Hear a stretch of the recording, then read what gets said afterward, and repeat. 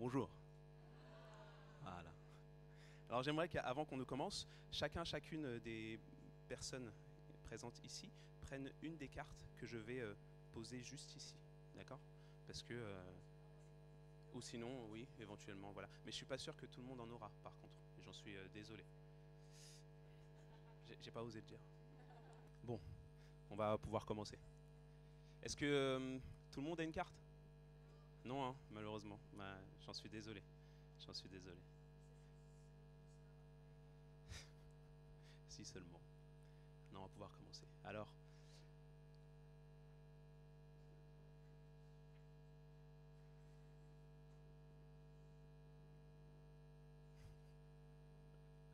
cette pression.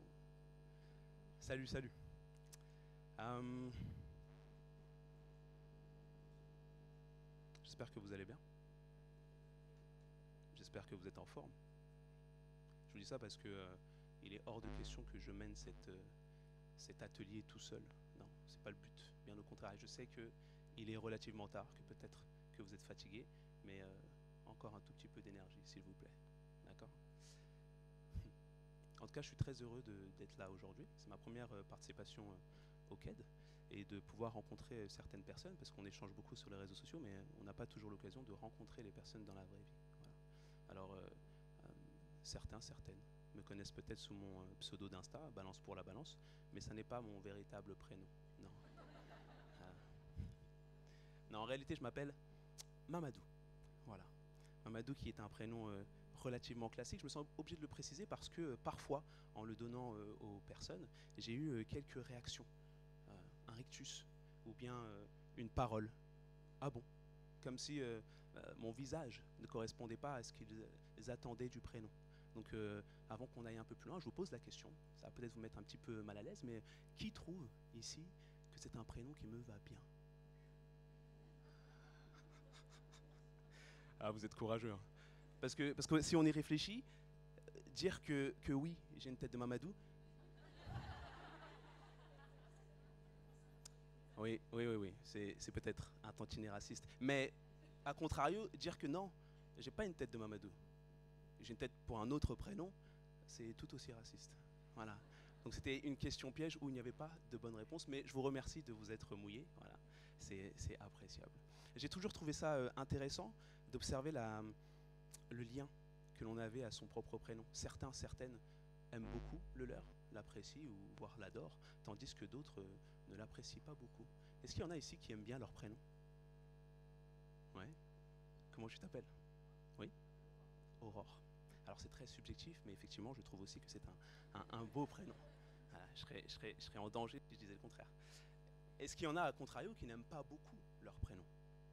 Ah, répète-moi ton prénom, s'il te plaît. Fabrice. Fabrice. Bah écoute, Fabrice, je suis désolé pour toi, hein. Non, je plaisante. J'ai une question. Si jamais tu avais eu l'occasion de choisir ton propre prénom, qu'est-ce que tu aurais pris? Comme Fabrice Mamadou, équivalent à niveau syllabe. Paul, Tom. D'accord, c'est intéressant. J'ai toujours trouvé ça aussi fascinant de savoir que, puis surtout à l'époque à laquelle on vit, euh, qui est tournée, je crois, par les dispositions individuelles, les libertés individuelles. J'ai toujours trouvé ça fascinant d'observer que finalement le prénom, c'est une de ces dernières choses qui nous échappe. Peu importe qui l'on est, au départ, notre prénom, on ne l'a pas choisi, n'est-ce pas? Alors oui, on peut en changer lorsqu'on est plus grand et qu'on remplit certaines conditions, mais ton prénom au départ, c'est pas toi qui le choisis alors qu'il te définit aux yeux du monde entier. Et, euh, et face à ça, peu importe qui l'on est, hein, mais encore plus dans les écoles, je crois qu'il y a plusieurs types de réactions. Certains adultes, certains enseignants sont extrêmement bienveillants face aux prénoms des élèves qu'ils rencontrent en début d'année.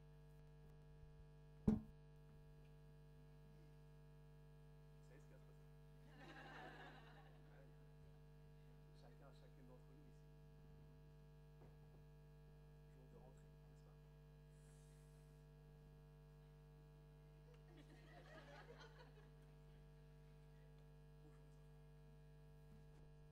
Bonjour, je suis tellement heureux de vous voir aujourd'hui. Bienvenue dans cette classe de CE2, notre classe de CE2, votre classe de CE2, oui.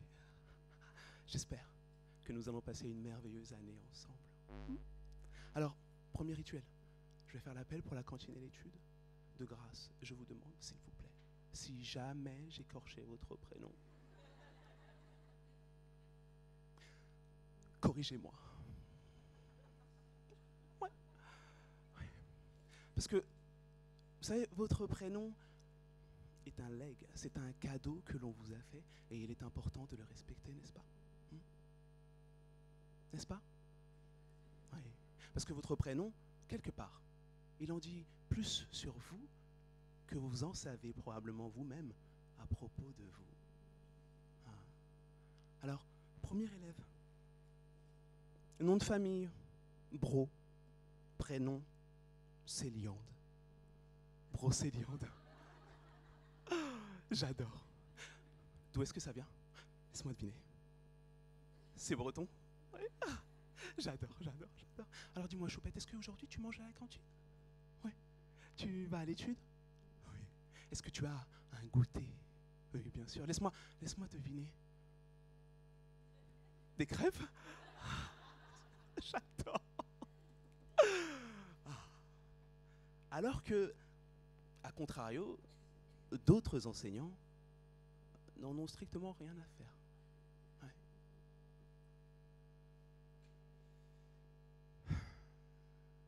Bonjour. Asseyez-vous. Taisez-vous. Je vais vous apprendre la vie, moi. Alors, je vais faire l'appel pour la cantine et l'étude. D'accord? Premier élève, Paul Dupont. Tiens donc, tu as le même nom de famille que le directeur. Mais c'est un nom de famille assez banal, me diras-tu. Et toi, Paul, es-tu un élève banal? C'est ce que nous allons voir. Alors dis-moi. Cantine, études. Non. Alors je ne sais pas quelle maîtresse médiocre tu avais en CE1, oui, mais ici, avec moi, jeune homme, on fait des phrases. Je suis présent. Je mange à la cantine. Je vais à l'étude, Paul. Pardon? Tu n'as pas besoin de me dire que tu es présent parce que je le vois avec mes propres yeux. Quelle insolence crasse, Paul. Alors écoute-moi bien, mon cher Paul. Tu vas prendre ton popol extérieur, d'accord, hein? Et tu vas aller directement dans le bureau du directeur, ok, hein? Comment ça, c'est ton père? Élève suivant. Prénom, Amina. Nom de famille, La. Amina La. Amina Allah? D'où est-ce que ça vient, ça? Non, ça ne vient sûrement pas d'ici, ça vient peut-être de là. Check, Paul. Check. Non, check pas. Ok. Tu dis pas ça à ton père. Hein? Alors, d'où est-ce que ça vient? Du Laos. Mais c'est pas en Arabie Saoudite, ça. Amina Allah. Bon, écoute, Amina, c'est trop compliqué. À partir d'aujourd'hui, pour le reste de l'année, tu t'appelleras Isabella. Voilà. Ne me remercie pas. C'est terrible, n'est-ce pas? Alors, je sais que c'est caricatural, mais parfois, on n'est pas si loin de la vérité, je crois. Alors non, mon prénom, c'est pas Mamadou, je me suis un peu... Mon véritable prénom, c'est Mouhamadou. Alors peut-être que certains vont se dire, mais qu'est-ce qu'il nous fait, lui? C'est pareil. C'est comme Max, Maxime, Lise, Lison. Non, c'est pas pareil. C'est pas pareil. Ça se ressemble, mais c'est pas la même chose. Si vous voulez, Mouhamadou est au prénom africain ce que le Bordeaux Chanel est aux rillettes de poulet. Oui. C'est une version un peu plus chic, avec une lettre muette au milieu, le H, oui, pour faire croire à vous que ce que vous voyez est unique, alors qu'il a été fabriqué à partir de la même recette que les autres versions que vous trouverez chez Lidl ou Monoprix. Vous voyez? Voilà. Non. Je m'appelle, maintenant vous le savez, désolé pour le micro, et je suis professeur des écoles dans le Val-de-Marne. Est-ce qu'il y en a qui viennent du Val-de-Marne ici? Super. Et est-ce qu'il y en a qui viennent d'autre part, du coup? Mais oui. Est-ce qu'il y a des PE parisiens ici? Ouais, ils sont tout au fond, comme par hasard. Vous avez vu? En groupe comme ça. Alors, je le dis au nom de tout le monde, hein, les PE parisiens, on vous déteste. Voilà. On vous déteste, je vais vous dire pourquoi. On vous déteste parce qu'en fait, on vous envie. Oui, oui, oui, oui, oui. Parce que vous, PE à Paris, vous jouissez de la lumière de la ville, n'est-ce pas, qui est une des plus belles villes du monde, j'ai envie de dire. En plus de cela, vous avez toutes les sorties culturelles à proximité, vous avez des dotations plus importantes de la mairie, et vous avez luxe. Merci. Des PVP, les professeurs de la ville de Paris, qui sont dédiés aux enseignements du sport notamment, de l'EPS, et des arts plastiques, n'est-ce pas? Tandis que nous, qu'est-ce qu'on a? Des gymnases vétustes et des feutres sans capuchon. Non, on vous déteste parce qu'en réalité, on vous envie. Et apparemment, puisque la haine est l'un des sentiments les plus proches de l'amour, peut-être que parce qu'on vous déteste, on vous aime aussi. Alors, d'où que vous veniez, enseignant d'ici et d'ailleurs, si vous êtes là aujourd'hui à cette heure tardive, peut-être que vous pouvez vous applaudir vous-même.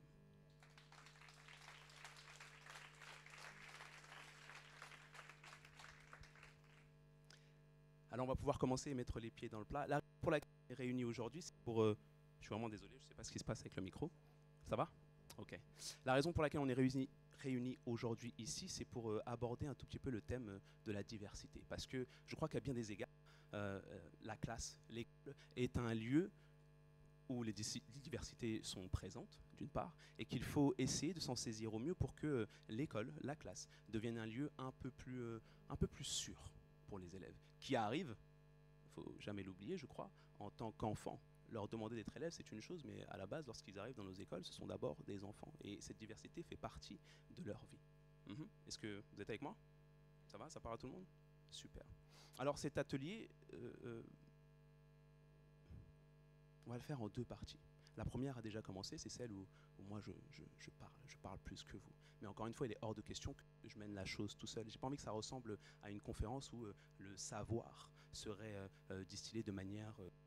non, ici on est tous, je crois, des enseignants, et j'aimerais que ça ressemble le plus possible à un échange, d'accord? Donc ne vous attendez pas à ce que, à l'issue de cet atelier, vous en ressortiez avec des références bibliographiques, un ouvrage, quoi que ce soit. Non, à la limite, j'ai envie de dire, le seul ouvrage que j'aimerais que vous ouvriez aujourd'hui, c'est un peu poétique, mais c'est vrai, c'est celui de votre vie, pour que l'espace d'une page, quelques lignes, vous y inscriviez l'expérience qu'on va vivre aujourd'hui ensemble.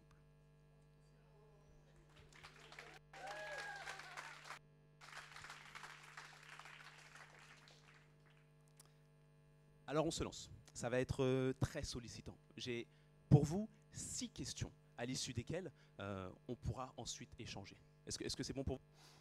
Ceux et celles qui ont réussi à prendre une carte, je vais vous expliquer comment ça fonctionne. Ce sont des cartes qui proviennent d'une application américaine qui s'appelle Plickers. Ceux qui connaissent, je suis désolé, ça va être redondant, mais ceux qui ne connaissent pas, c'est assez intéressant. Grâce aux cartes que vous avez là, elles ne sont pas nominatives, mais elles sont chacune différentes des autres. Elles ont, si vous regardez bien, elles ont un petit dessin au milieu, dessin noir, c'est un QR code qui va me servir à moi pour pouvoir capter vos réponses avec mon téléphone. Elles ont également, si vous regardez bien, une série de lettres et un chiffre qui est en réalité un nombre, puisque c'est le numéro de carte que vous avez, qui va également s'afficher ici. La série de lettres sert A, B, C, D à répondre aux questions que je vais vous poser. Le A, le B, le C et le D sont en fait les réponses aux questions à choix multiples que je vais vous poser. Est-ce que ça va? Super. Si jamais on était en classe, je demanderais à un ou une élève de répéter la consigne. Du coup... Non, je ne vais pas le faire, parce qu'on sait bien que de toute façon, ce n'est pas parce qu'un élève répète quelque chose que ça veut dire que l'ensemble de la classe a compris. Non, rien ne vaut de faire, et c'est exactement ce qu'on va faire. Alors je vous pose la première question. Est-ce que vous êtes prêts? Je vous ai dit, hein.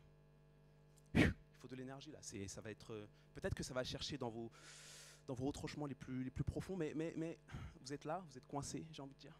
Donc on y va.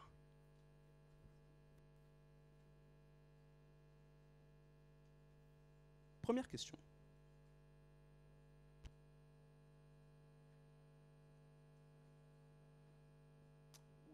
Où est mon camarade? Ah, ça va, super. Je vous laisse à découvrir. Vrai ou faux? La lettre B est la deuxième lettre de l'alphabet. Je vous ai dit que ça allait être sollicitant, n'est-ce pas? Voilà. Si jamais vous pensez que la lettre B est la deuxième lettre de l'alphabet, eh bien vous répondez A. Pour répondre A, c'est pas très compliqué. Il faut faire en sorte que le QR code soit en face de moi et que la lettre A soit vers le haut. Certains savent, vous avez le droit cette fois-ci de tricher et de le dire à votre collègue, votre voisin, votre voisine, d'accord?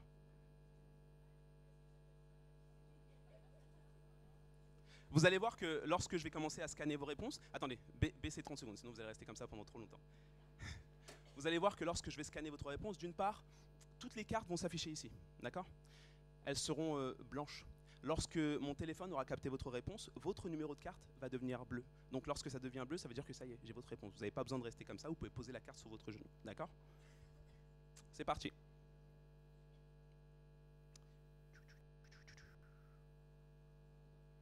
Alors attention, ceux et celles qui sont au fond, il faut faire en sorte que le doigt ne touche pas la surface noire, à aucun moment.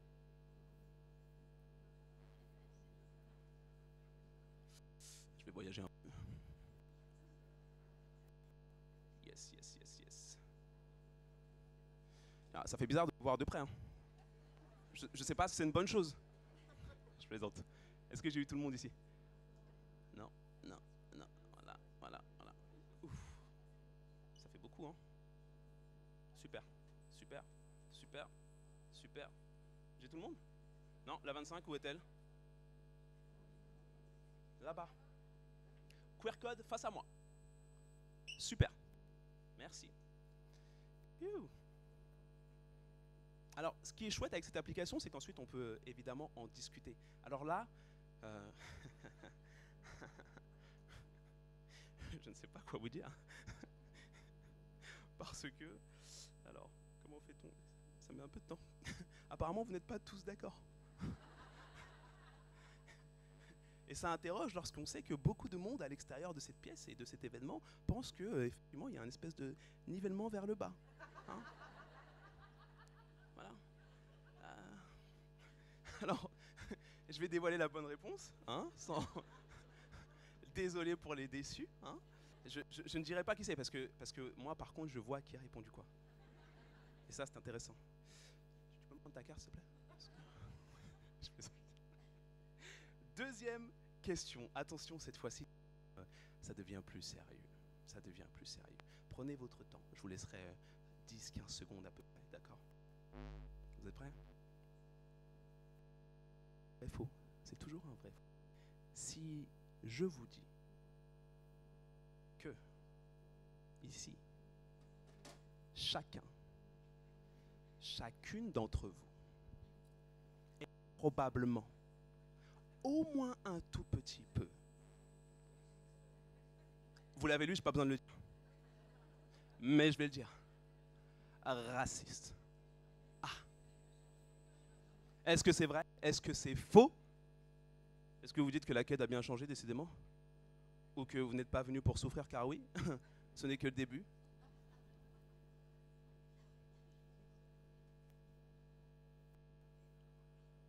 Il n'y a pas de bonne ou de mauvaise réponse, il n'y a que des réponses. Attention, si le doigt touche la surface noire, je ne peux pas. Super, carte numéro 28.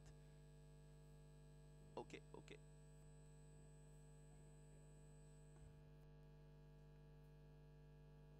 Super, je crois que j'ai tout le monde là. Non, j'ai pas tout le monde. Qui est-ce que je n'ai pas? Ok, 21 j'ai, c'est bon. 23 aussi. Qui est-ce que je n'ai pas eu? Super. Ok, 60, ok. On n'est pas obligé de répondre hein, si jamais c'est trop sollicitant. Hein? Est-ce que j'ai tout le monde? Non, 55, 56, 57 au fond? Les Parisiens, les Parisiennes. Je l'ai dit, on vous déteste.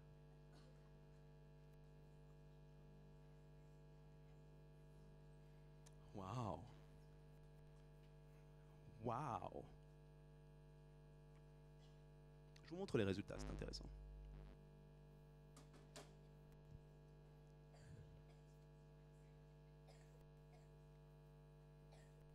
Alors, je ne suis pas sûr de vous l'avoir dit au départ, mais vous l'avez remarqué, je pense. C'est une activité qui est assez sympa, qu'on peut reproduire en classe. Attention tout de même, cette application apparemment n'est pas RGPD.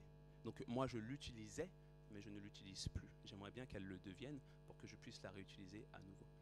Il y en a d'autres qui ressemblent, c'est vrai, c'est vrai, c'est vrai. Mais vous savez ce que c'est, hein, lorsqu'on a nos habitudes. C'est une activité qui se veut individuelle, parce que je suis le seul à savoir ce que vous avez répondu, et silencieuse, parce qu'on n'a pas besoin de dire sa réponse à haute voix. Ce qui est intéressant ici, c'est qu'on a quand même beaucoup de personnes qui trouvent que c'est vrai. Et que, même si c'est censé être secret, j'avoue que là, tout de suite, j'ai envie de donner le numéro des cartes des personnes qui sont... plutôt qui se savent être. Parce que ça, c'est le pire. Parfois, on l'est sans le savoir. Mais quand on sait qu'on peut l'être, est-ce qu'on peut feindre de ne pas savoir? Carte numéro... Carte numéro... Je plaisante, je plaisante. Question suivante. Qui ici serait capable, se sent capable, de donner une définition ici et maintenant devant tout le monde de ce que serait ou ce qu'est le racisme?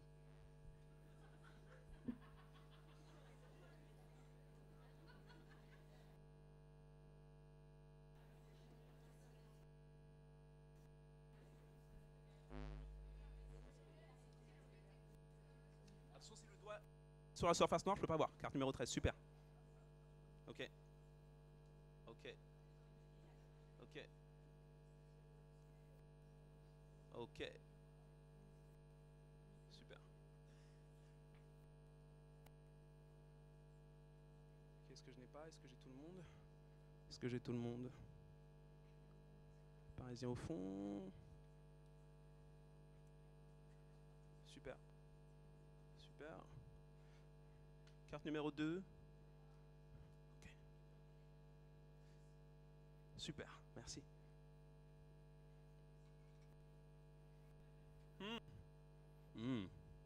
Ça aussi c'est intéressant. Parce que finalement, beaucoup de personnes, par rapport à la réponse à la question précédente, beaucoup de personnes admettent qu'elles le sont peut-être un tout petit peu.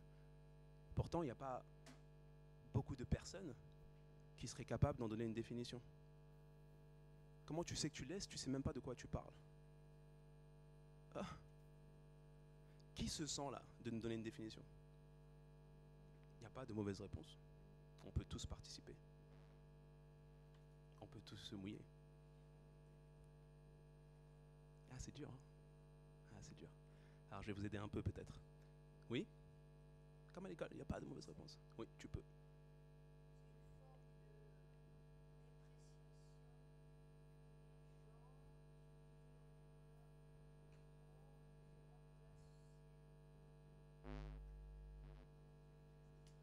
Qu'est-ce que vous en pensez? C'est un début. Oui, au fond.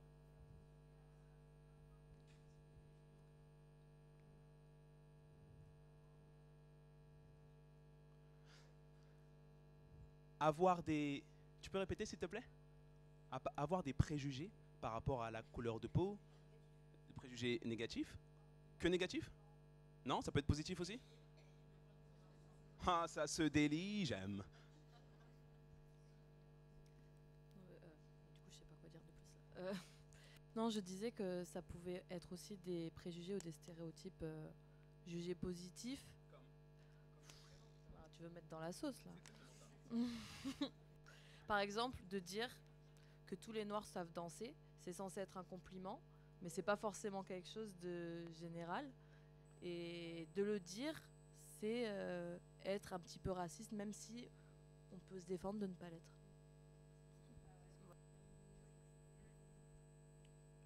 Fort. Alors effectivement, on parle de racisme. Généralement, deux choses reviennent.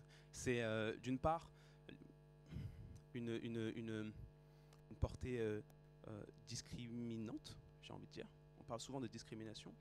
On parle également de préjugés, ça c'est vrai. Mais il y a quelque chose qu'on oublie souvent, c'est que le racisme peut prendre différentes formes. Il existe, et je suis sûr que lorsque je vais en parler, les termes vont vous venir. Il existe un racisme qui est tourné vers les personnes, par exemple, de confession juive, qu'on va appeler l'antisémitisme. Il y a un racisme qui est tourné vers les personnes noires, qu'on va appeler la...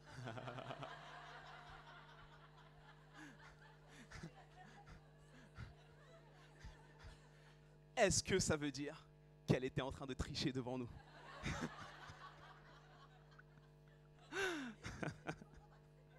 Ça... Peut-être. Peut-être parce que le mot racisme, peut-être. Syrie, racisme, je sais pas. Syrie est-il ou est-elle raciste? Je ne sais pas. Il existe un racisme qui est tourné vers les personnes noires, qu'on va appeler la négrophobie. Un racisme pour les personnes homosexuelles, qu'on va appeler l'homophobie. Un racisme vers les personnes qui comptent même près de la moitié de l'humanité, les femmes, qu'on va appeler le sexisme plutôt, n'est-ce pas? Et il existe même un racisme tourné, je ne les ai pas tous énumérés, mais un racisme tourné vers les personnes blanches, qu'on va appeler le...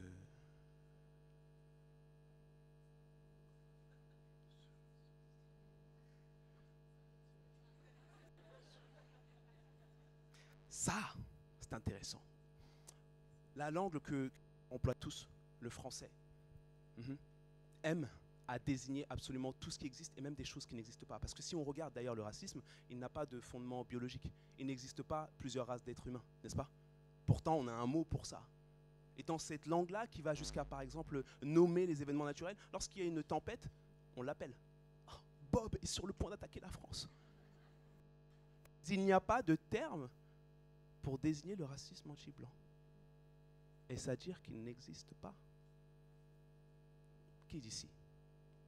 Dans quel contexte? Ah, je veux savoir. Dans le même contexte que les autres, c'est-à-dire?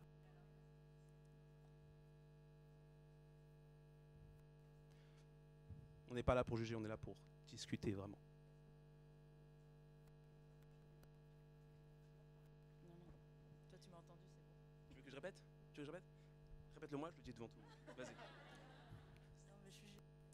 Je crois que tu as dit, dans un contexte inversé en fait, où par exemple une personne blanche ou des personnes blanches iraient dans un pays dans lequel la majorité des personnes seraient non blanches et où elles subiraient des discriminations, par exemple. Est-ce que c'est déjà arrivé à l'un ou l'une de vous ici? Là-bas, je veux savoir. Là-bas aussi, je veux savoir.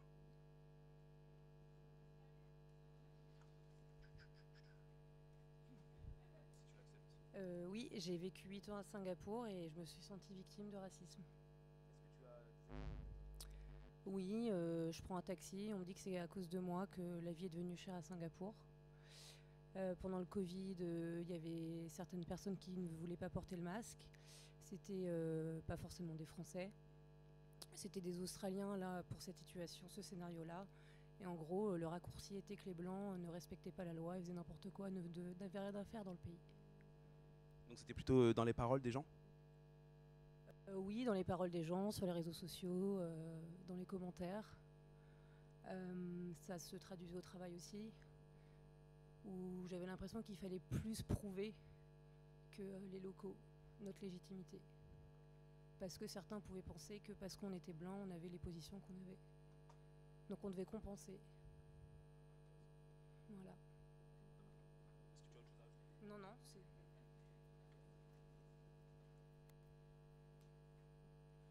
Donc moi je suis née, j'ai grandi en Côte d'Ivoire et j'ai dû être rapatriée en 2004 suite à des soucis politiques.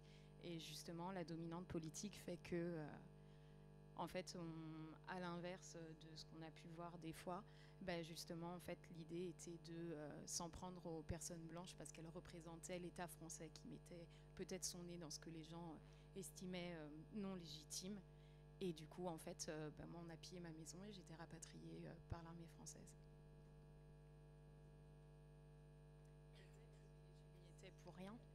Je n'y étais pour rien et à ce moment-là, je pense que oui. Qu'est-ce que vous en pensez? Non, moi je voulais dire, je pensais pas qu'il y ait du racisme anti-blanc uniquement dans un autre pays en contexte inversé.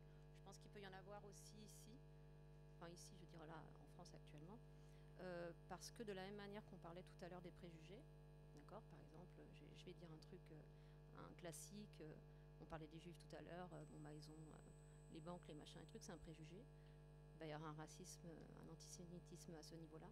Et je pense qu'il y a aussi des préjugés sur les blancs, déjà, qui sont racistes, à la base, donc premier préjugé, ou qui sont privilégiés, ou des choses comme ça. Je pense qu'il peut y avoir ça aussi, au sein même, sans forcément changer de pays, etc. Est-ce que quelqu'un a envie de rebondir dessus?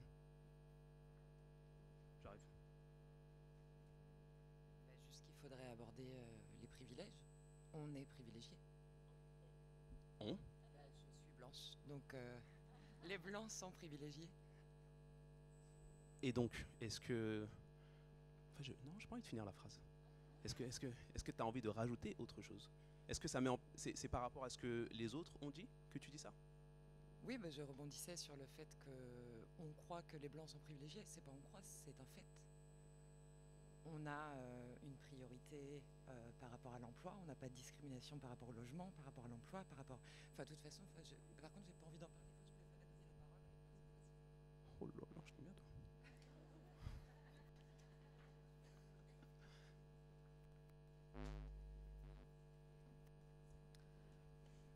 Alors moi, je suis pas trop d'accord avec ce qui a été dit, parce qu'on on est tous d'accord que au niveau mondial, il y a plus de racisme envers les personnes non blanches que les personnes blanches. Et en fait, je pense qu'il faut d'abord se rappeler que ce racisme, il s'inscrit dans une histoire. Il y a tout un passé en fait par rapport au racisme, et on peut pas juste le définir par notre époque. Il y a vraiment tout ce qui s'est passé par le passé justement. Et finalement, si aujourd'hui il y a aussi des situations où certaines personnes blanches peuvent se sentir victimes de racisme, je pense que c'est aussi l'impact du racisme qu'il y a eu envers les autres peuples. Enfin après c'est peut-être pas vrai, enfin j'ai pas de preuve de ce que j'avance, mais je me dis que tout ça s'inscrit dans la même problématique du racisme envers les personnes non blanches. Et c'est surtout que si on revient dans l'histoire, on n'a finalement pas vraiment, je veux dire vraiment d'événements, parce qu'il y a peut-être des choses à côté desquelles je passe, donc je ne sais pas, mais où les Blancs ont été un jour victimes de racisme à grande échelle, voilà, d'esclavage, de génocide, ou peu importe. Je pense qu'il faut aussi remettre le racisme dans son contexte historique avant de... je pense que... Moi, je dirais quand même que ça... Enfin, ça n'existe pas vraiment... Je pense pas qu'on peut parler vraiment de racisme. En tout cas, il est lié au racisme envers les personnes non blanches. Moi, je trouve. On ne peut pas refaire l'histoire et on ne pourra jamais savoir ce qu'aurait été l'histoire. Mais s'il n'y avait jamais eu de racisme envers les personnes noires, envers les Asiatiques, envers les Arabes, peu importe, est-ce qu'il y aurait eu aujourd'hui des situations où les personnes blanches seraient trouvées victimes de racisme? On n'en sait rien en fait. Moi, je trouve que c'est lié. Après, voilà, c'est mon avis. J'ai entendu un mot juste derrière qui m'intéresse. J'aimerais bien. Est-ce que tu veux prendre la parole? En fait, le racisme, je pense qu'il est systémique, donc c'est-à-dire que les communautés donc racisées, donc noires, arabes, etc., sont victimes de racisme, de discrimination liée à l'emploi, au logement, etc., alors que les communautés blanches, franco-françaises et blanches, ne souffrent pas de ces discriminations. Merci. Est-ce que ça parle à tout le monde, ce qu'elle vient de dire? Est-ce que quelqu'un d'autre aimerait prendre la parole? L'ambiance est bien redescendue. Mais c'était ce qu'on voulait. Je crois qu'effectivement, les personnes qui s'y intéressent de près, lorsqu'elles emploient le terme de racisme, y accolent l'adjectif systémique. Et ça n'est pas pour rien. Parce que toutes les discriminations n'ont pas cette portée-là. Lorsqu'on parle de racisme, c'est vrai, il faut l'inscrire, je crois, dans une perspective d'histoire. Il existe un racisme... il existe un racisme contre les femmes, le sexisme, parce que dans l'histoire a été outrageusement dominée par les hommes. Il existe un racisme contre les personnes homosexuelles, pareillement, parce que l'histoire a été outrageusement dominée par les hétérosexuels. Est-ce que ça va? Et pour tous les autres types de racisme, il y a une histoire de domination historique avant. Et lorsqu'une personne se dit ou est victime d'une parole ou d'un acte raciste, et parce que l'acte ou la parole vient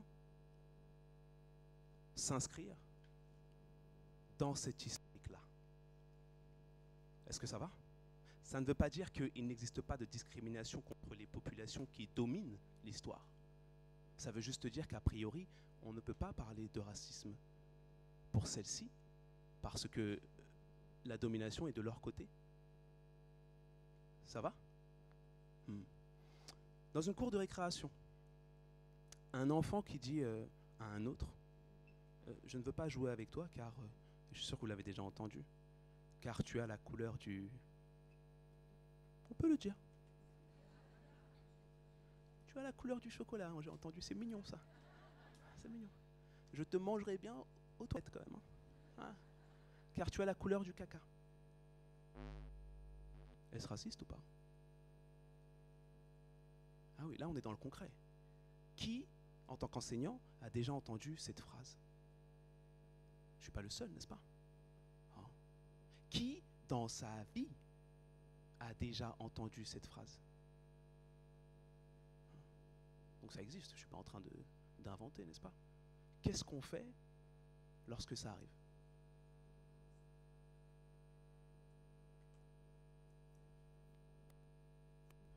On maquille l'autre en blanc. Est-ce que ça change quoi que ce soit? Est-ce qu'il a envie de jouer avec l'autre élève pour autant? Non. Je vous propose de continuer le jeu des questions et puis peut-être qu'on reviendra dessus. D'accord? Question suivante. Pour parler de racisme dans ma classe, je me sens à l'aise, pas tout à fait à l'aise, très à l'aise ou pas à l'aise du tout. Ça va être fini? Ok.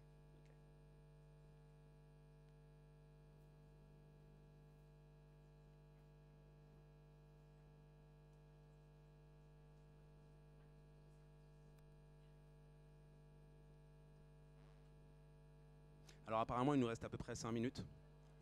Est-ce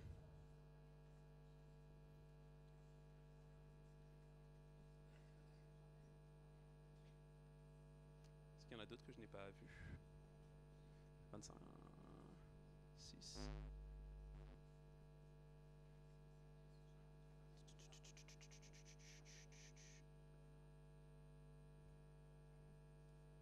Qu'est-ce que c'est? Histoire de reflet, pardon. Oh. Comment je fais? Ça capte pas? Super. C'est bon. Ok, merci.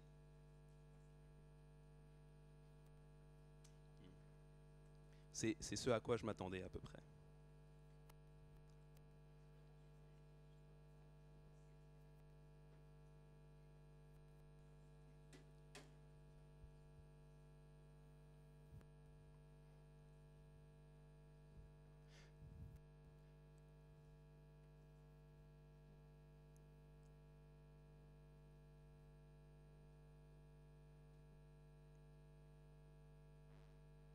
C'est ce à quoi je m'attendais à peu près et en même temps ça m'interroge parce que je me dis qu'encore une fois, ce sont des choses qui arrivent dans les classes, dans les écoles. Ce sont des propos qui sont prononcés. Ce sont des intentions qui sont manifestées. Et ce sont des blessures qui sont faites et qui, si jamais on ne les regarde pas à temps, si jamais on ne prend pas le temps de s'arrêter dessus, ne guérissent vraiment jamais. C'est la raison pour laquelle, personnellement, je suis là aujourd'hui. Alors pour rire un peu, ça c'est sûr, mais pour aussi parler de ça, parce que les élèves qu'on a dans nos classes, les élèves qu'on a dans nos écoles, viennent à l'école, et aucun, je crois, d'entre eux ne vient pour souffrir. Et lorsque des propos qui remettent cette histoire dont on a parlé dans l'actualité, lorsque ces propos réactualisent certaines choses, eh bien, encore une fois, si on n'est pas capable, ou si on ne se sent pas, si on n'a pas les outils, parce que c'est aussi une histoire d'éducation, si on n'a pas les définitions, on est juste tenté de laisser passer. Oh, c'est pas grave. C'est vrai que c'est pas gentil ce qu'il t'a dit, mais peut-être qu'il ne le pensait pas. Et parce qu'on est démuni face à ce qui se passe, on botte en touche. Mais l'enfant, lui, il n'oublie pas. Il n'oublie jamais. Combien d'adultes ici, racisés c'est le terme, et qui ont déjà subi ce genre d'affront, hein, s'en souviennent encore aujourd'hui.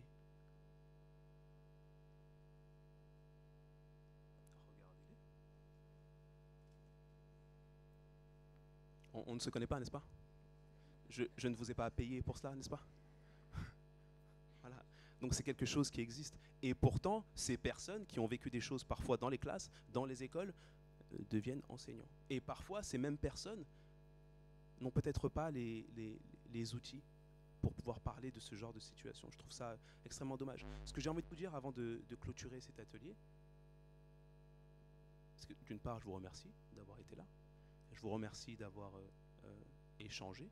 Je sais que certaines sont restés silencieux, mais on voit sur les visages qu'il y avait beaucoup de réflexion. Et c'est ça que je voulais. Ce que je voulais vous dire, c'est que, et là c'est une personne racisée qui parle à ses collègues, hein, c'est que parfois je vois dans les écoles ce genre de situation qui se produit, et parce qu'on ne se sent pas directement concerné, on ne se sent pas légitime. Mais il n'y a pas de petits actes, j'ai envie de dire, par rapport à l'enfant qui serait discriminé. Il n'y a pas de petits actes. L'enfant auquel vous allez porter secours s'en souviendra probablement toute sa vie. Si jamais vous voyez quelque chose, il n'y a aucun intérêt à botter en touche. Quitte à faire maladroitement, mieux vaut faire que de ne pas faire du tout, que de laisser faire. C'est le conseil sur lequel j'ai envie de vous laisser. Et surtout, peut-être le plus important, par rapport à cette portée systémique de la chose, lorsqu'on parle de racisme, on parle rarement des individus. Je le sais parce que parfois j'échange avec des personnes et on voit tout de suite sur les visages, hop, ça se crispe. Ouais. Parce que si tu parles de racisme, ça veut dire que tu parles de moi. Juste parce que moi je suis blanc. Non, c'est pas ça. Non, je suis en train de dire que toi et moi, on a un héritage commun. Et que c'est cet héritage-là, empreint de domination les uns sur les autres, qui nous a laissé des traces qu'on n'est même pas capable parfois de regarder en face. Ça nous imprègne et ça dicte nos actes. Si jamais tu ne sais pas ça, lorsque l'affront arrive devant toi, tu n'es même pas capable de le voir. Si jamais tu sais ça, tu es capable de prendre du recul et de comprendre que ce n'est pas de toi dont on parle. Tu n'es pas visé. C'est ce que toi tu pourrais faire qui est visé. C'est ce que moi-même je pourrais faire qui est visé. Parce que ce n'est pas parce que je suis racisé que je suis exempt de tout reproche. Ce n'est pas parce que je suis noir que je ne peux pas commettre d'actes racistes. Ça c'est faux. Les personnes noires le savent. Les personnes arabes le savent, les personnes racisées le savent, n'est-ce pas? Le racisme, ce n'est pas une question seulement de couleur de peau. C'est un problème général. Et ça nous touche tous et toutes à certains degrés. Si tu es une femme, finalement, tu sais ce que c'est. Si tu es juif, finalement, tu sais ce que c'est. Si tu es musulman, finalement, tu sais ce que c'est. Si tu es noir, finalement, tu sais ce que c'est. Si tu es homosexuel, finalement, tu sais ce que c'est. Fais pas genre tu sais pas. Merci de m'avoir écouté.